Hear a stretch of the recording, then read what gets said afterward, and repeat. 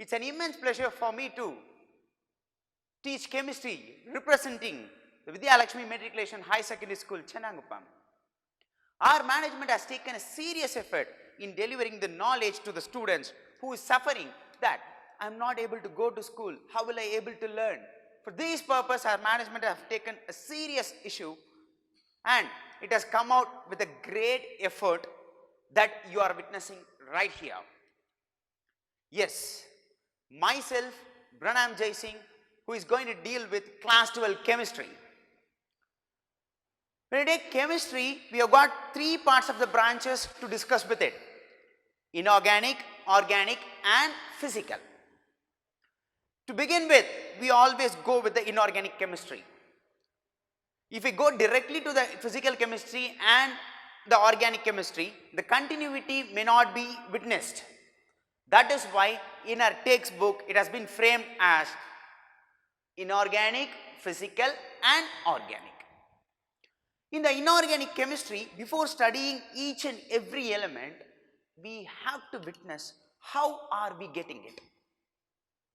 In order to witness it, you have to know a term called metallurgy.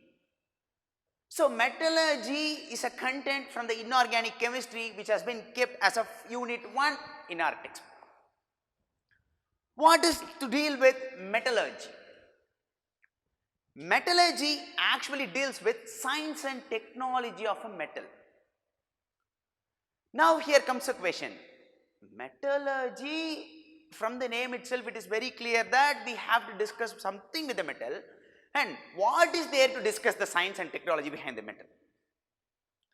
There is a necessary to discuss with the science and technology of a metal, because the ornament that we are using quite widely are gold and silver. We are not getting directly as an elemental gold and elemental silver itself. So how are we getting as an elemental gold and elemental silver in a purified form? In order to know that, you need to witness, you need to study the science and technology of metals. Generally, if we are able to get a metal in its own native form, in its own elemental form, it is nothing to discuss with the science and technology behind the metal.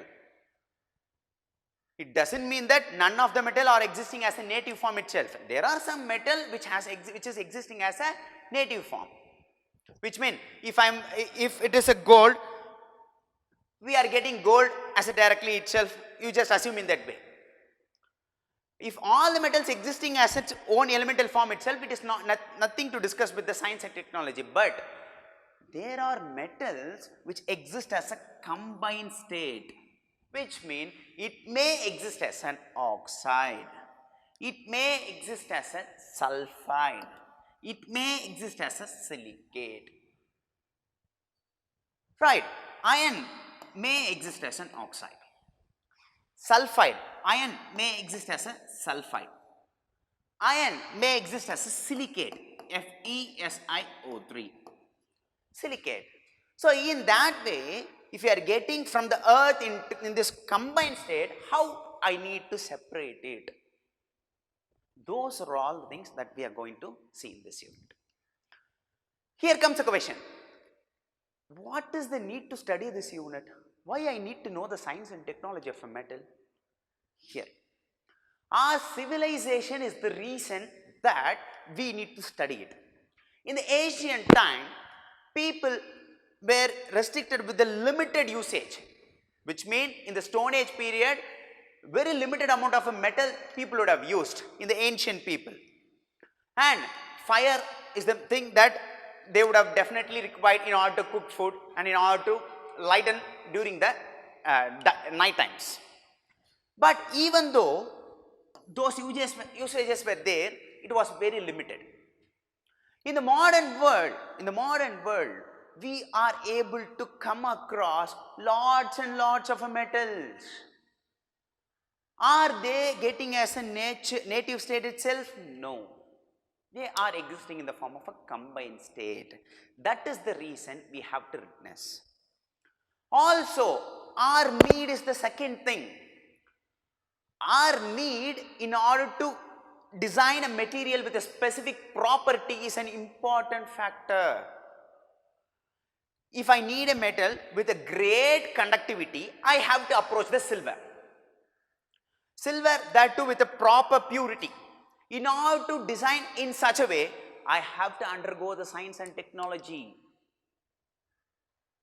The outcome of the science and technology are metal alloys. These metal alloys is widely used in our home itself. The steel that we use for the cooking is an alloy. Steel is an alloy actually. It is not a separate metal. It has been designed with a specific property for our need.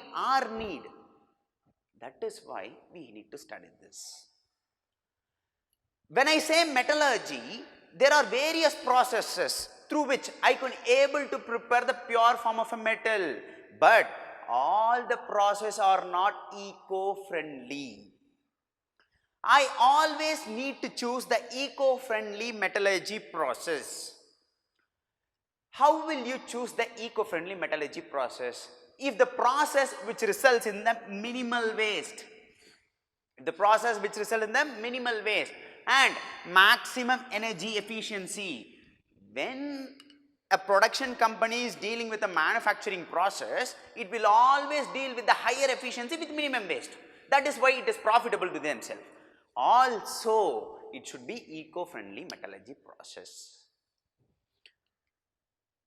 Then, occurrence of a metal. Occurrence, you all know, pure metal will always definitely be shiny. Okay, it will be glittering, we know it. Malleable, without breaking, I can draw into a sheet, I can cut into a wires also. That is what malleable mean. I can draw into a sheet,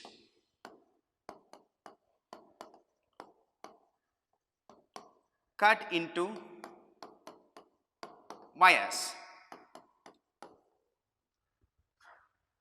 That is what malleable actually mean. Right, pure metal is shiny and malleable, but most of the metal it exists in the nature as a compounds that I have told you. That is why we need to study the science and technology of a metal. And all the compounds doesn't exhibit the same property, they exhibit different property. The compounds of the metal is not same with the property, they are differing with the property here. There are some metal, here comes a question. If all the metals are not existing in the form of a compound, what type of a metal will be exist as a compound? What type of metal will exist as a native metal? For that, we need to look into a term called reactivity.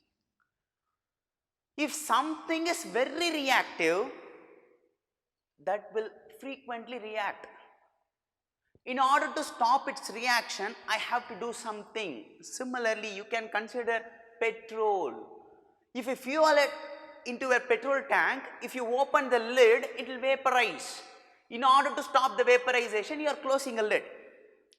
Similarly, if you are storing water in a vessel, you are not closing with a lid because it is not vaporizing as easily as petrol.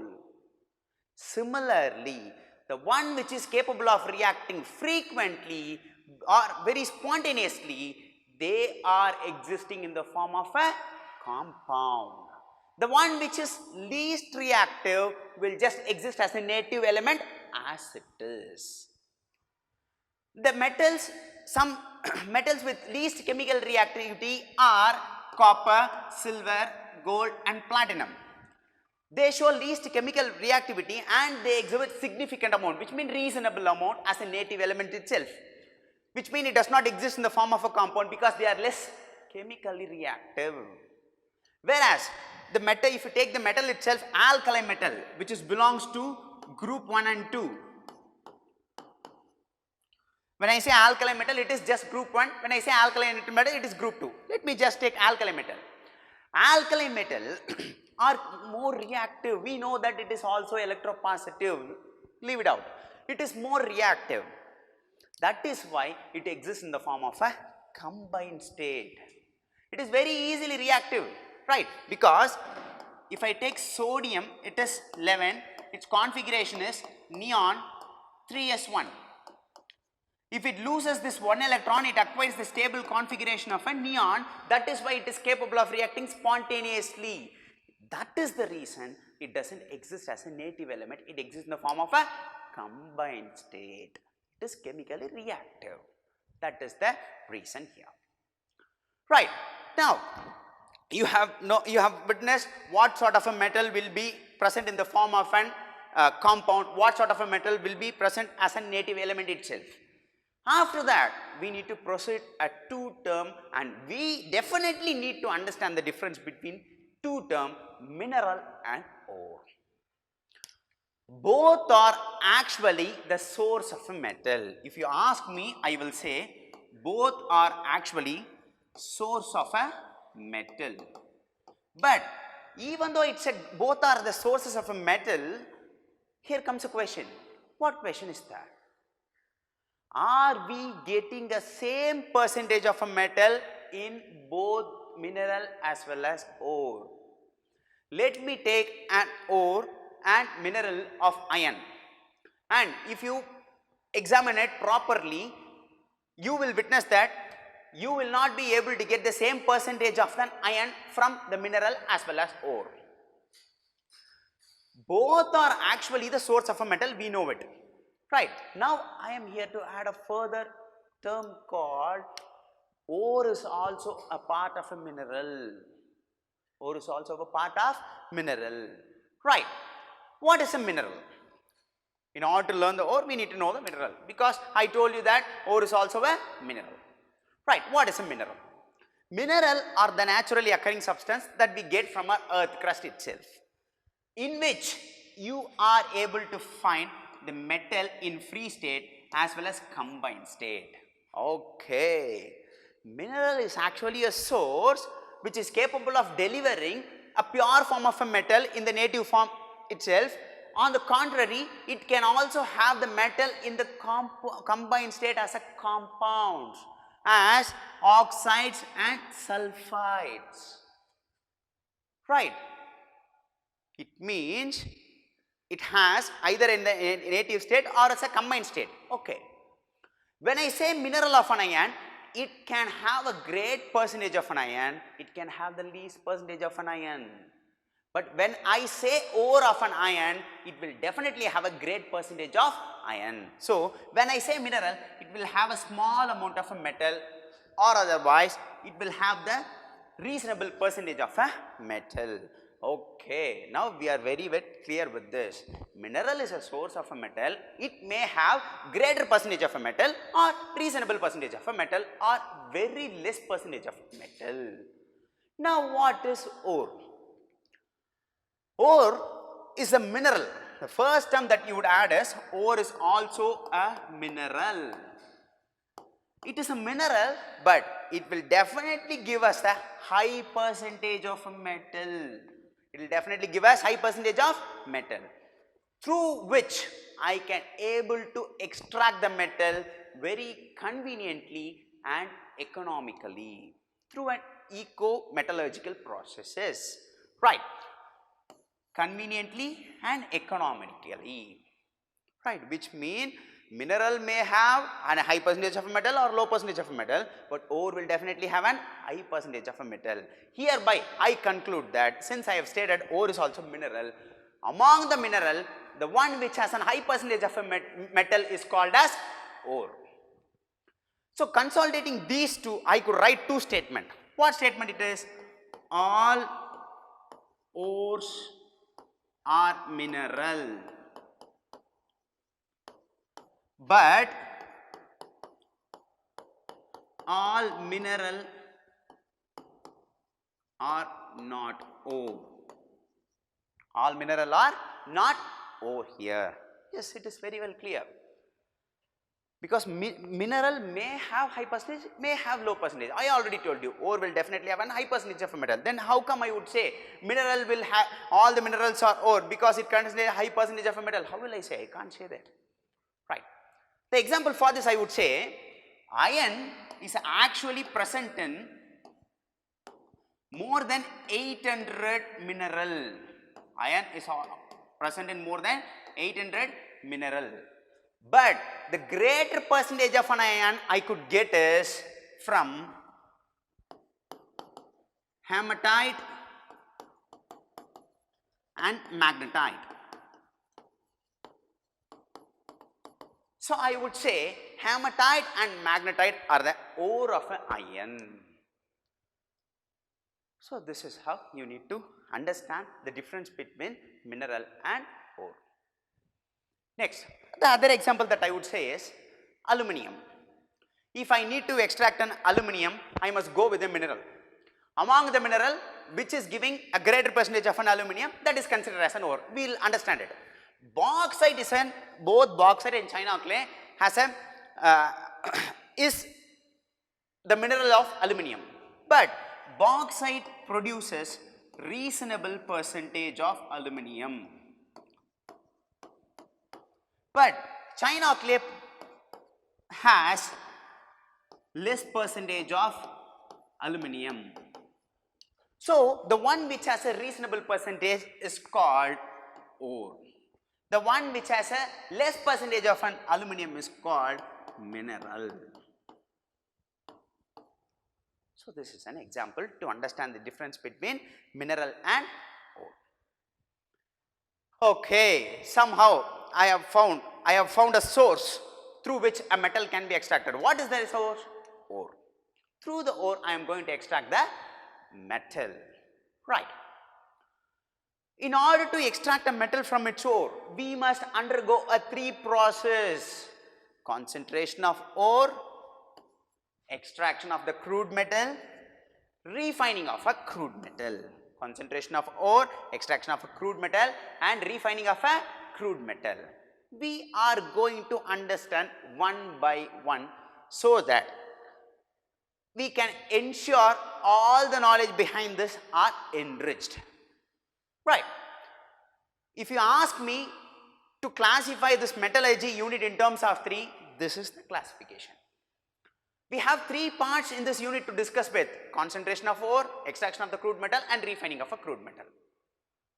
Right. Here in this session we are going to look into some concentration processes and what is actually a concentration of a ore. Right. This chart, before learning that, this chart clearly states the list of ores along with its molecular formula. Right. The ores of an aluminium. The ores of an aluminium is bauxite, diaspore and kaolinite. Sir, there are lots of ores here. How will I able to recall it? How will I able to remember it? First of all, here comes a question. For that I would say, I hope most of the people would have witnessed the cricket. And in the cricket, the quite familiar person who could play shots in any direction, Mr. 360 is A.B. de Villiers. So, A.B. And one of the most popular keeper next to the MS Dhoni is Dinesh Karthik. So, we just take it as DK. So, it's ABDK. Then, for aluminium it is okay. Sir, for iron, how will I able to remember it, sir? Okay. Most of the people would have witnessed the silk shops, the dress shops. Right. We in Tamil Nadu, we have a famous silk shop having a letter HM Sil and all. So we are also named in the similar way, HM Sil. Removing that silk, I'll just name it as HM Sil. Hematite, magnetite, siderite, iron pyrite, limonite. And copper. For copper, how will I able to remember it, sir? I think it's just easy. C cube, ma. Just like asking, ma, it's 1 cube, ma, it's 2 cube, ma, it's 3 cube, ma. Just like C cube, ma. What is that C cube? Copper pyrite, copper glans, cuprite, malachite and azurite. Then for zinc, it is ZCZ. What is this ZCZ? Zinc blend, which is otherwise called as palerite. C, calamine. Z, zincite. Then lead, it is GAC, GAC. What is this GAC? Galena, anglesite and cerussite. And tin, which is only cassiterite, it is tin stone, no need to worry about it. silver. For silver alone, you just have the name of the ore in your mind properly, because it's argentite, ruby silver, Han silver, stephanite and prositite. Right. The reason for this explanation is our metric board is capable of questioning you the memory oriented questions. You will be able to expect the molecular formula and the name in the 1 mark question as a match the following by jumbling it. You have to match it in a proper manner. For that, you have to remember it, know the go. The next one, concentration of ore. What is the need to concentrate a ore? Because in the concentration process, we are completely removing the impurities. What kind of an impurity that we may witness? We may witness metallic impurity, some rocky material and some silica particle also. So it's a non-metallic impurity, rocky material and silica particle also. These three are combinedly called as gangue. These three are combinedly called as gangue. Okay, sir. Somehow through a concentration process, I am removing the impurity, sir, from the ore. What is the output? Because if I if I remove it,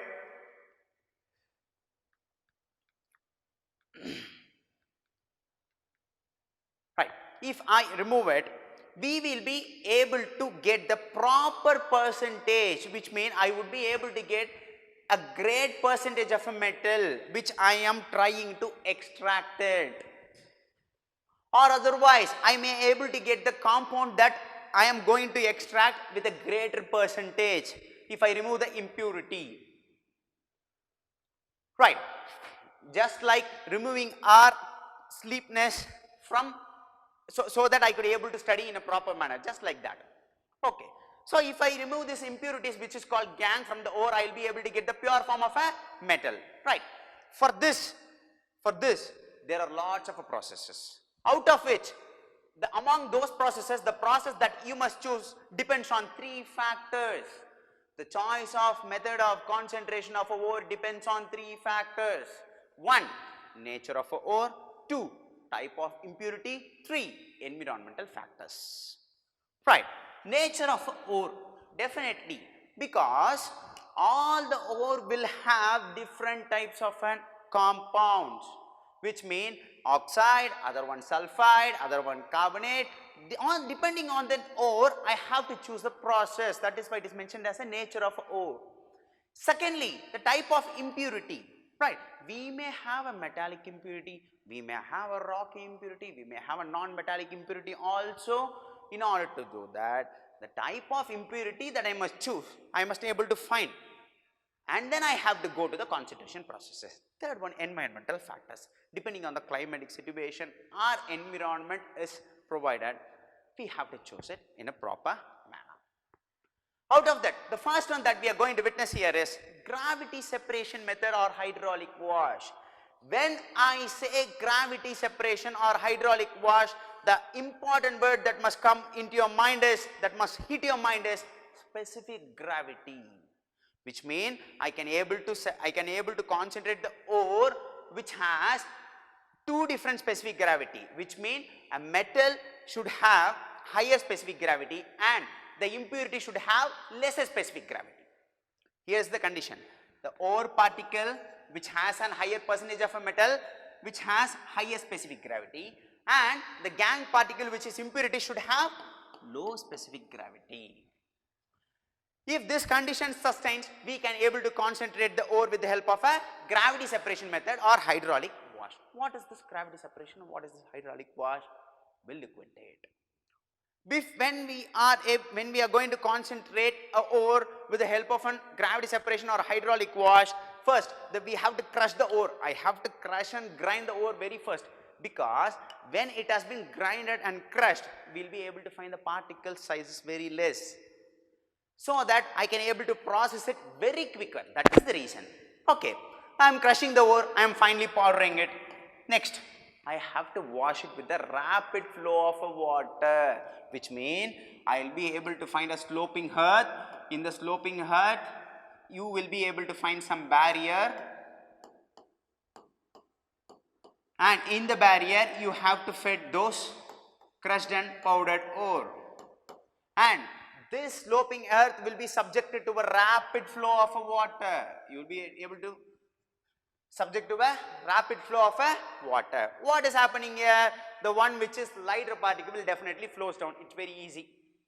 Whenever tsunami comes, it easily takes the building which is improperly constructed, which is not constructed in a proper manner. Just like that. Because we know that gangue particle impurities are lighter. So when water flows easily, it can take away all the impurities just like that. And the ore that is idea of our interest will stay in the barrier itself, right? What type of a metal can be extracted with this? A native metal like gold. When I say it's a native ore, it is just mixed with an alluvial soil, that's it. The metal will be mixed up with an alluvial soil. Otherwise, some oxide ores like hematite and tinstone can also be purified, can also be concentrated using this process. Right. You are going to witness the process with a video right now. You are able to find a water flowing rapidly here. Right. Through this hopper, I am going to add the powdered ore which is mixed with a gangue. If I add here, the particles which is settling here that you are seeing here between the barriers are heavier oxide which has a greater percentage of a metal. The one which is flowing out down are completely the lighter particles which is called gangue. That is not required for me. Does it is required for you? It is not required for me. That is why it is lighter part. I am choosing this method very wisely in order to remove the lighter gangue particle just like that with the help of this experimentation. The next process that we are going to see is froth flotation process. This is an important concentration process. You may expect this question in your examination at any time. Right. When I say froth flotation process, immediately the word that must strike your head is sulfide ores. This is a method to concentrate sulfide ores. Example, galena and zinc blende. Galena is PBS, zinc blende is ZNS. Right. In this, what is happening?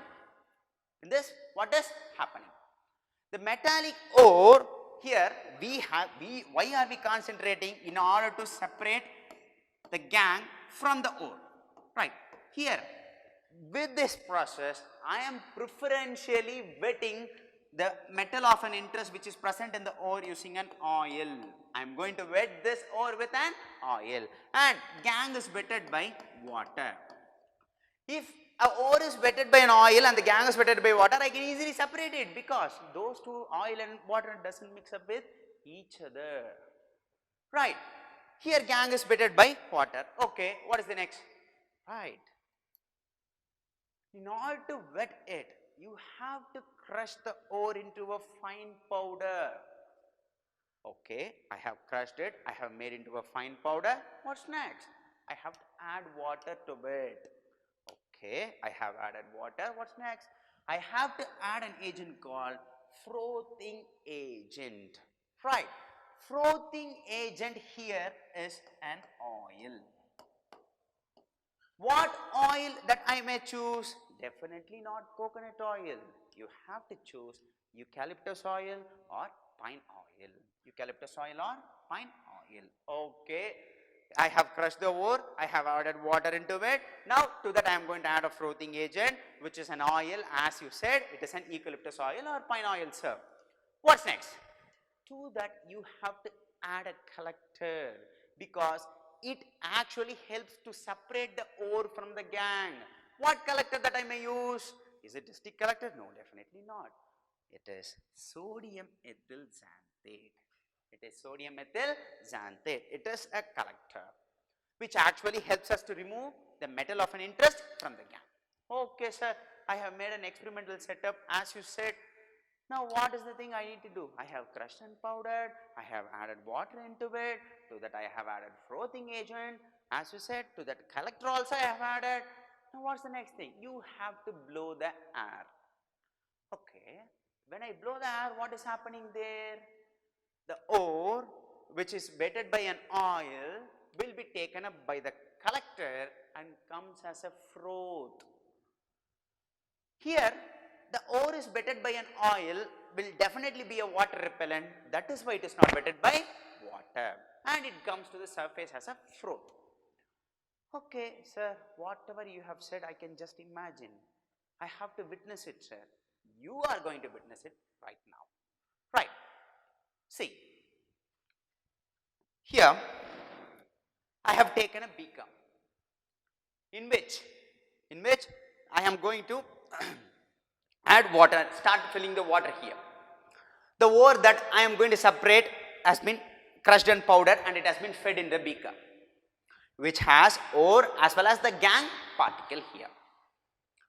Okay, sir, water starts to fill. We have a stirrer here in order to mix the water in an even manner. Okay, what is happening? This is the collector that I am going to add sodium ethyl xanthate. Okay, sir, I have added sodium ethyl xanthate. I have added oil, pine oil that I am going to add here, or eucalyptus oil that you can add, because it acting as a frothing agent. It is the reason for the formation of a froth there. Okay, sir, what is happening? The next thing that you have to do is you have to blow the air.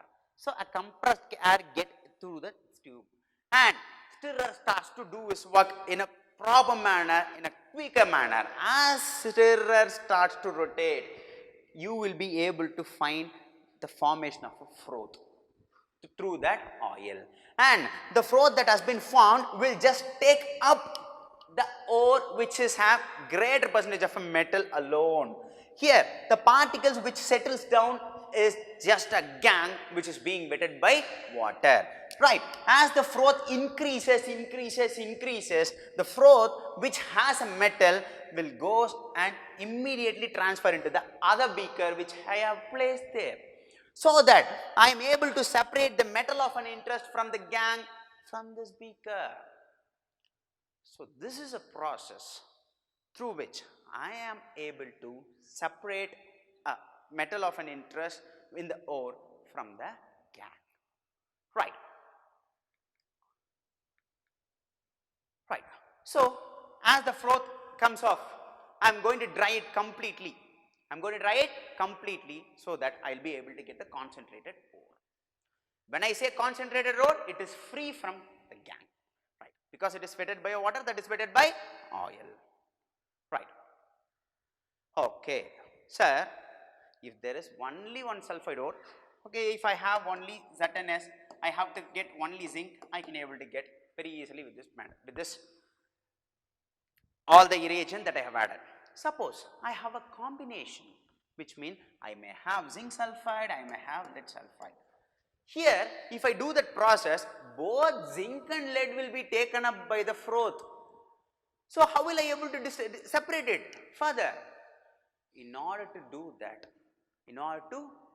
you have to add a reagent called depressing agent. Suppose if your sulfide ore has another metal sulfide, that time if you are going to concentrate only the zinc, leaving out the lead, that time you have to add an agent called as depressing agent. The depressing agent which is commonly used is sodium cyanide and sodium carbonate. What is the role of this? If I had this depressing agent, one will go and hide one, which means the depressing agent will form a soluble complex with either of the metal, not both. If I add the depressing agent, that will go and form a complex with either of the metal, not the both. So I am able to separate the metal very easily. So that is why here it has mentioned that prevent the other metal sulfides coming from the froth. It will not come with the froth.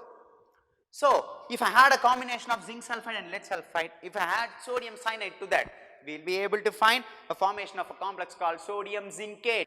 This sodium cyanide actually depress the flotation property of a zinc, which means this addition of a sodium cyanide goes and hide the zinc sulfide completely, and if I hide this completely by forming this complex sodium zincate, only lead sulfide will be wetted by oil. If lead sulfide alone wetted by oil, it will just come as a froth very easily, so that I can easily separate it. So this is a method, or this is an agent that you must have if you are going to separate a metal from the ore which is already a sulfide ore, other sulfide ore which is present in it. That's called depressing agent. So to summarize this froth flotation process, sulfide ore you have to keep in mind, frothing agent, it is an eucalyptus oil or pine oil, collector sodium methyl xanthate. If you have a combination of lead sulfide and zinc sulfide, that time you have to use a depressing reagent which is a sodium cyanide and sodium carbonate. What it actually does, it forms a complexes. So when a complex is formed, the metal which has formed a complex will not be wetted by oil. This is the ideology behind that. Next, the the picture that has been given in a textbook, this was actually witnessed with the help of a video already. So in this session we have seen what is actually a metallurgy and what are all the metallurgical processes and why we have to undergo that metallurgical processes. Among that, we have seen what is the difference between mineral and ore, and we have come to know through the ore I am getting high percentage of a metal, so I have to approach the ore in order to get a proper percentage of a metal. With the help of an ore, I have to undergo the metallurgical processes, and the stages of a metallurgical processes we have seen. And the first stage is concentration of ore. In the concentration of ore, we saw gravity separation method or hydraulic wash and the important froth flotation process. We shall continue the rest part of the concentration process and the other concept in the next section that we are going to deal with it. This is Branam signing off from the channel. If you are very comfortable with the channel, kindly like, subscribe, and don't forget to press the bell icon there, because it will notify you then and there itself. Thank you.